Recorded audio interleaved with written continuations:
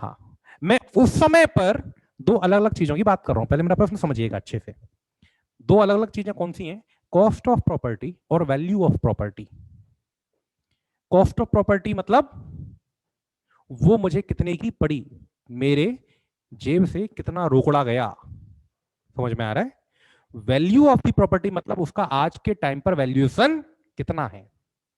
मेरे options, value property की cost से ज्यादा होगी, कम होगी या बराबर होगी। आज ही खड़े हैं, चाबी ले रहे हैं उस समय पर,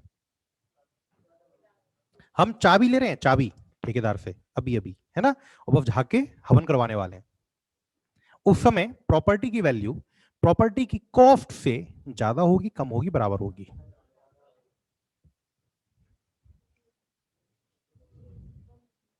क्यों?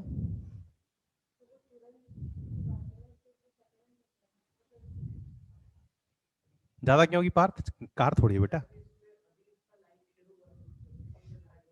तो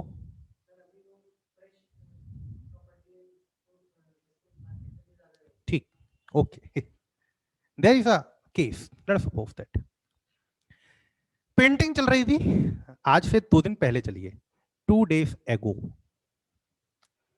पेंटिंग चल रही थी उस मकान की।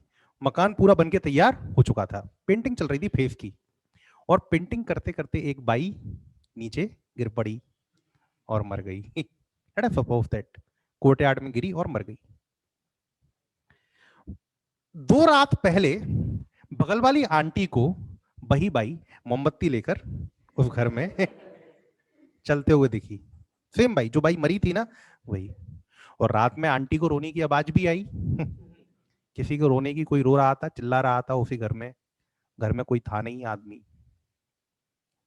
इन दैट पर्टिकुलर केस, जब आप ठेकेदार से चाबी ले रहे हो, प्रॉपर्टी की वैल्यू कॉस्ट से कम होगी, ज्यादा होगी या बराबर होगी?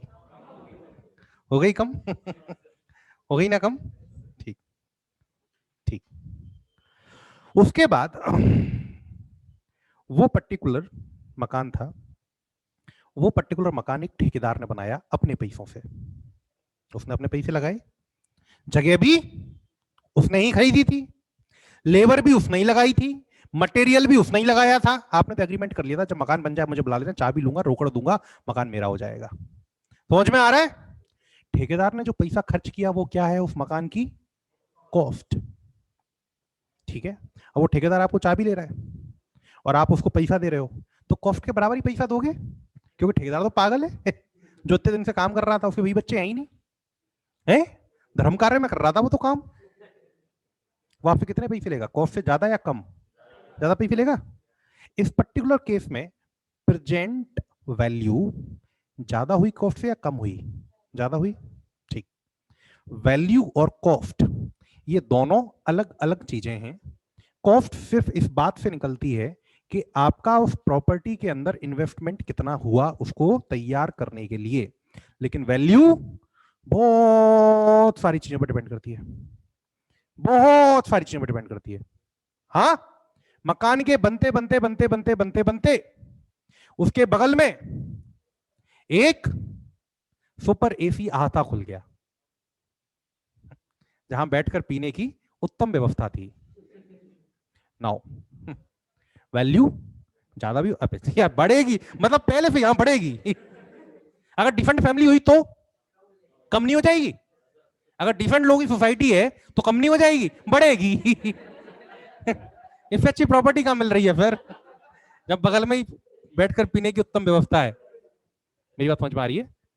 तो लोकेशन क्या कर देगी? उसकी वैल्यू को एकदम चेंज कर देगी। तो बेसिक पॉइंट इज दैट इस चैप्टर के शुरू होते ही जो हमें अपने दिमाग के अंदर इस चैप्टर के दौरान बहुत अच्छे से दिमाग में रखना है, वैल्यू और कॉस्ट ये दोनों अलग अलग चीजें हैं, इन दोनों का आपस में संबंध होता है लेकिन डायरेक्टली कोई रिलेशनशिप नहीं है। कॉस्ट सिर्फ इस बात से निकलती है कि कितना इन्वेस्टमेंट है, लेकिन वैल्यू इन्वेस्टमेंट के साथ साथ और भी बहुत सारी चीजों से निकलती है जो मैंने आपको नीचे लिखवाया है, देख लीजिए।